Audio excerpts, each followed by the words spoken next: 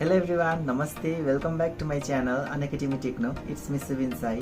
आजको भिडियो हजुरहरुको लागि एकदमै इम्पोर्टेन्ट हुनेछ, खास गरी एन्सेल युजरहरुको लागि। यदि हजुरहरु एन्सेल युजर हुनुहुन्छ भने यो भिडियो हजुरहरुको लागि नै हो। आज म हजुरहरुलाई एन्सेल टु एन्सेल ब्यालेन्स कसरी ट्रान्सफर गर्ने त्यो तरिका म हजुरहरुलाई सिकाउने छु। अब खास गरी एन्सेल टु एन्सेल तपाईहरुले ब्यालेन्स ट्रान्सफर गर्न सक्नुहुन्छ दुईटा मेथडबाट। एउटा हो ट्रेडिसनल मेथड र अर्को हो एडभान्स मेथड। सुरुमा हामी एन्सेल ब्यालेन्स ट्रान्सफर भनेको के हो बुझौं। एन्सेल ब्यालेन्स ट्रान्सफर भनेको एन्सेलले ल्याएको एउटा एडभान्स टेक्नोलोजी हो जसको थ्रुबाट हजुरहरुले आफ्नो मोबाइलमा भएको एन्सेल ब्यालेन्सलाई अरूकोमा सार्न मिल्छ। यसको मतलब तपाईहरुले आफ्नो साथीभाइ, आफ्नो परिवारहरुसँग तपाईहरुले आफ्नो मोबाइलको ब्यालेन्स शेयर गर्न मिल्छ। यसलाई नै भनिन्छ एन्सेल ब्यालेन्स ट्रान्सफर। अब धेरै जस्तोलाई ट्रेडिसनल मेथड त थाहा नै होला किनकि ट्रेडिसनल मेथड पहिलादेखि नै आइरहेको हो। तपाईहरुले ट्रेडिसनल मेथडबाट ब्यालेन्स ट्रान्सफर सजिलैसँग गर्न सक्नुहुन्छ र यो भिडियोमा म हजुरहरुलाई एडभान्स मेथड पनि सिकाउन गइरहेको छु किनकि एडभान्स मेथड धेरै जस्तोलाई थाहा नहुन सक्छ। त्यसै कारणले म हजुरहरुलाई यो एडभान्स मेथड सँगसँगै र यो ट्रेडिसनल मेथड पनि म हजुरहरुलाई सिकाउने छु। डिटेलमा सिकाउन गइरहेको छु गाइस, त्यही भएर भिडियोलाई अन्तिमसम्म हेर्दिनु होला है त। भिडियो सुरु गर्नुभन्दा पहिले यदि हजुरहरु मेरो च्यानलमा नयाँ हुनुहुन्छ भने प्लिज मेरो च्यानललाई सब्स्क्राइब गरिदिनु होला र छेउमा रहेको बेल आइकनलाई पनि प्रेस गरिदिनु होला। अब भने अलिकति पनि ढिलो नगरी लेट्स स्टार्ट द भिडियो।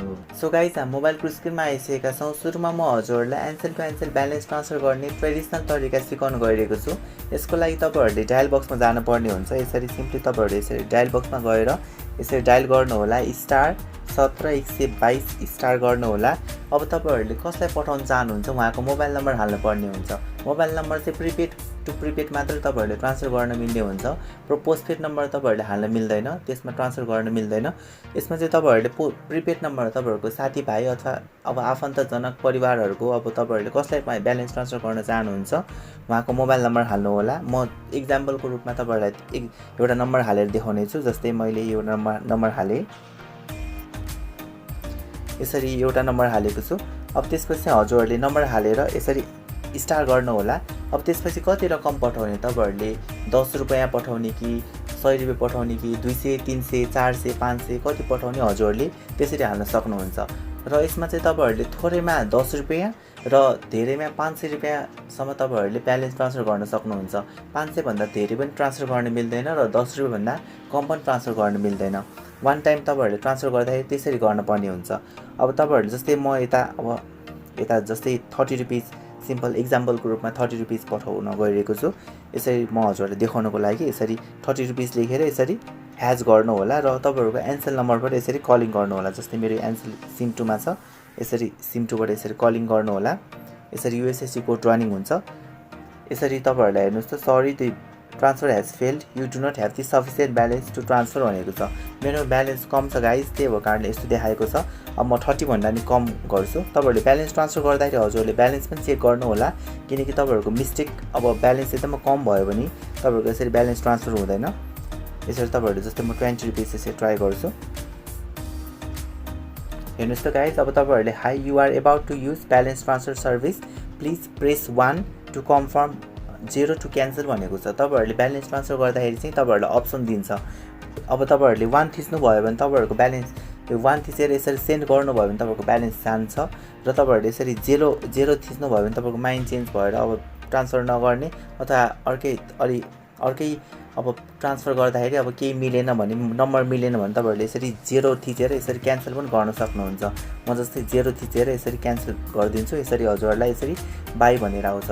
यसरी चाहिँ हजुरहरुले प्रिपेड टु प्रिपेड अब ट्रेडिसनल मेथडबाट तपाईहरुले यसरी ब्यालेन्स ट्रान्सफर गर्न सक्नुहुन्छ। अब आऊ एडभान्स मेथडमा। एडभान्स मेथड भन्नाले तपाईहरुले अनलाइनको थ्रुबाट नि ब्यालेन्स ट्रान्सफर गर्न सक्नुहुन्छ एन्सेल टु एन्सेल। अब अनलाइनको थ्रु भन्नाले तपाईहरुले एन्सेल एप डाउनलोड गरेर तपाईहरुले एन्सेल एपको थ्रुबाट ब्यालेन्स ट्रान्सफर गर्ने हो। अब तपाईहरुले एन्सेल एपलाई इन्स्टल गर्न सक्नुहुन्छ प्ले स्टोरको थ्रुबाट फ्रीमा। यसरी तपाईहरुले प्ले स्टोरमा जानु होला। यता तपाईहरुले सर्चमा चाहिँ एन्सेल एप भनेर सर्च गर्नु होला। हेर्नुस् त सुरुमै आइसकेको छ। यसरी टच गर्नु होला र हजुरहरुले यस्तो इन्टरफेस पाउनुहुन्छ एन्सेल एपको। र यतातिर हेर्नुस् त Ncell app free SMS by data भनेर आएको छ। मेरोमा अलरेडी इन्स्टल छ, त्यही भएर तपाईहरुले चाहिँ इन्स्टल गर्नु होला। त्यही भएर यतातिर मेरोमा अपडेट भनेर आइरहेको छ। अब तपाईहरुले यसरी इन्स्टल भइसकेपछि तपाईहरुकोमा चाहिँ यस्तो इन्टरफेस देखिन्छ। हेर्नुस् त एन्सेल एपको लोगो यस्तो देखिन्छ। यसमा तपाईहरुले सिम्पली टच गर्नु होला र ओपन गर्नु होला। अब यसरी तपाईहरुको एन्सेल भनेर ओपन भइरहेको छ। तपाईहरुले मेरोमा वाइफाई छ गाइज, त्यही भएर मैले वाइफाईबाट ओपन गरेको हो। तपाईँहरूकोमा एनसेलको डाटा छ भने तपाईँहरूले एनसेलको डाटाबाट पनि ओपन गर्न सक्नुहुन्छ।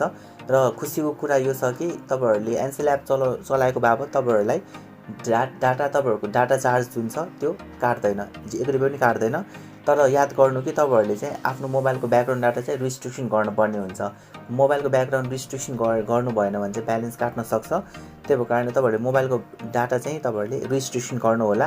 मैले हजुरहरूलाई आई बटनमा त्यहाँ रिस्ट्रिक्सन गर्ने, कसरी मोबाइलको डाटालाई कसरी सेभ गर्ने भनेर त्यसको भिडियो मैले डिटेलमा बनाएको छु। त्यहाँ आई बटनमा माथि लिङ्क दिएको छु, त्यहाँ तपाईँहरूले टच गरेर हेर्न सक्नुहुन्छ। र सँगसँगै तपाईँहरूले एनसेल एप, मैले एनसेल एपको बारेमा पुरा डिटेलमा पनि भिडियो बनाएको छु, Ncell importance of Ncell app.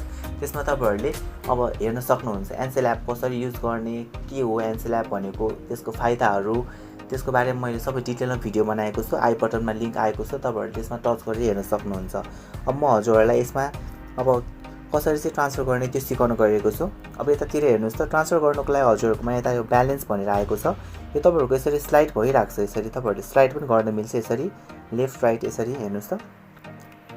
यसरी ब्यालेन्सको अप्सनमा तपाईँहरूले त्यहाँ ट्रान्सफर भन्ने अप्सन देख्नुभएको छ, हेर्नुहोस् त। यतातिर ट्रान्सफरमा तपाईँहरूले जानु होला र यतातिर हेर्नुहोस् त ट्रान्सफरको अप्सन आएको छ। यस्तो इन्टरफेस देखिन्छ, ट्रान्सफर, एभाइलेबल ब्यालेन्स, हजुरहरूसँग भएको ब्यालेन्स। र तपाईँहरूले चाहिँ अब कति रुपियाँ पठाउनु ट्रान्सफर गर्नको लागि चाहिँ यतातिर हेर्नुहोस् त इन्टर एमाउन्ट भनेको छ। यसमा तपाईँहरूको त्यही ट्रेडिसनल मेथड जस्तै हो, जसमा तपाईँहरूले थोरैमा 10 रुपियाँ र धेरैमा 500 रुपियाँसम्म ट्रान्सफर गर्न मिल्थ्यो। यसमा नि सेम त्यही गर्ने हो। तपाईँहरूले अब जस्तै तपाईँहरूले चाहिँ कति पठाउन चाहनुहुन्छ, जस्तै म 20 रुपिस पठाउँछु। अब तपाईँहरूको रेसिपिएन्ट नम्बर भनेको तपाईँहरूको साथीहरूको नम्बर अथवा परिवारको नम्बर।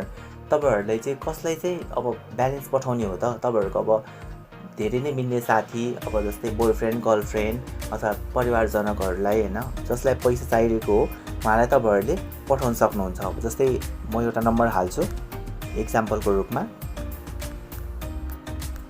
यसरी तपाईँहरूले नम्बर हाल्नु हो र यतातिर हेर्नुहोस् त यो ट्रान्सफर भन्ने अप्सन आएको छ। तपाईँहरूले यतातिर ट्रान्सफरमा तपाईँहरूले क्लिक गर्नुभयो भने हजुरको ब्यालेन्स जान्छ र तपाईँहरूकोमा चाहिँ अब उहाँहरूले चाहिँ रिसिभ गर्नुहुन्छ। र यसरी नै हजुरहरूले एडभान्स मेथडबाट ब्यालेन्स ट्रान्सफर गर्न सक्नुहुन्छ सजिलैसँग। यो सर्भिस इमर्जेन्सीमा एकदमै काम लाग्ने सर्भिस हो, किनकि यदि हजुरहरूको साथीहरू कुनै विकट ठाउँमा हुनुहुन्छ र त्यहाँ रिचार्ज कार्ड पनि पाउन गाह्रो छ र त्यहाँ इन्टरनेट पनि राम्रोसँग चल्दैन भनेपछि र उहाँहरूकोमा ब्यालेन्स पनि कम छ, अब कुनै इमर्जेन्सी कल गर्नु छ भने अब त्यस्तो सिचुएसनमा चाहिँ अब तपाईँहरूको साथीलाई चाहिँ तपाईँले चाहिँ ब्यालेन्स ट्रान्सफर गरिदिन सक्नुहुन्छ। अब विदिन 1 क्लिक तपाईँहरूले ब्यालेन्स उहाँलाई ट्रान्सफर गरिदिनु भयो भने उहाँहरूलाई एकदमै ठुलो हेल्प हुनेछ, किनकि अब त्यस्तो रिचार्ज कार्ड नपाउने ठाउँमा अब तपाईँहरूले ब्यालेन्स ट्रान्सफर गरिदिनु भयो भने अब उहाँले इमर्जेन्सी कलहरू गर्न सक्नुहुन्छ। कुनै हेल्पको लागि अब कलिङहरू गरेर उहाँहरू सुरक्षित ठाउँमा पुग्न सक्नुहुन्छ। यसरी चाहिँ तपाईँहरूले एनसेल ब्यालेन्स ट्रान्सफरको थ्रुबाट धेरैलाई हेल्प गर्न सक्नुहुन्छ। र यो ट्रान्सफर गरेको ब्यालेन्सबाट हजुरहरूले एनसेलको विभिन्न किसिमको सर्भिसहरू लिन सक्नुहुन्छ। जस्तै तपाईँहरूले एनसेलको भोइस प्याकहरू, डाटा प्याकहरू खरिद गर्न सक्नुहुन्छ भनेपछि तपाईँहरूले कलिङहरू पनि गर्न सक्नुहुन्छ, एसएमएसहरू पठाउन सक्नुहुन्छ र इन्टरनेटहरू चलाउन सक्नुहुन्छ। एनसेल ब्यालेन्स ट्रान्सफरमा तपाईँहरूलाई एनसेलले कुनै पनि किसिमको सर्भिस चार्जहरू लिँदैन। जस्तै तपाईँहरूले अब लोनमा, जस्तै तपाईँहरूले 40 रुपिसको लोन लिनुभयो भनेपछि अब नेक्स्ट टाइम तपाईँहरूले जब रिचार्ज गर्नुहुन्छ 42 पोइन्ट समथिङ रुपिस काट्छ नि त, 2 रुपियाँ समथिङ तपाईँहरूलाई सर्भिस चार्ज दिन्छ एनसेलले त्यो लोन लिएको बापत। यसमा चाहिँ तपाईँहरूले चाहिँ अब कुनै पनि किसिमको सर्भिस चार्जहरू लिँदैन एनसेलले। यसमा मात्र तपाईँहरूलाई ट्याक्स लाग्छ, भ्याट र टेलिकम्युनिकेसन चार्जहरू लाग्ने हुन्छ, 13% गरेर लाग्ने हुन्छ। यसरी चाहिँ तपाईँहरूलाई यो छुट्टै सर्भिस चार्ज भने चाहिँ अब लिँदैन। अब जस्तै तपाईँहरूले 50 रुपियाँ ट्रान्सफर गर्नुभयो भने 50 रुपियाँ नै आउँछ भन्ने हुँदैन नि त, त्यसमा 49 रुपिस समथिङ गरेर आउने हुन्छ नि त। त्यही भएर कारणले अब पर ट्याक्स लाग्ने हो, यसमा तपाईँहरूले सर्भिस चार्जहरू चाहिँ लाग्दैन। अब तपाईँहरूले पनि यही तरिका अप्नाएर एनसेलबाट ब्यालेन्सहरू ट्रान्सफर गर्नु होला, आफ्नो साथीभाइ, आफ्नो परिवारहरूलाई ब्यालेन्स पठाएर उहाँहरूलाई हेल्प गर्नु होला। र तपाईँहरूले यो ब्यालेन्स ट्रान्सफर गर्दाखेरि चाहिँ अब 20 टाइम्ससम्म तपाईँहरूले पर डे गर्न सक्नुहुन्छ। अब जस्तै तपाईँहरूले अब 20 चोटिसम्म 500 गरेर पनि पठाउन सक्नुहुन्छ भनेपछि 10 देखि 500 भित्र तपाईँहरूले 20 टाइम्ससम्म तपाईँहरूले 24 घन्टाभित्र 20 टाइम्ससम्म मात्र तपाईँहरूले ट्रान्जेक्सन गर्न सक्नुहुन्छ, त्योभन्दा बढी गर्न सक्नुहुन्न। सो गाइज आजको लागि यति नै हो। आई होप हजुरलाई मेरो भिडियो युजफुल लाग्यो। यदि यो भिडियो युजफुल लागे प्लिज यो भिडियोलाई लाइक, सेयर, कमेन्ट र साथसाथै मेरो च्यानललाई सब्सक्राइब पनि गरिदिनु होला। यस्तै नै नलेजेबल भिडियोजहरू म हजुरहरूको लागि आगामी दिनहरूमा ल्याइराख्नेछु। तबसम्मको लागि stay safe, bye bye and love you all.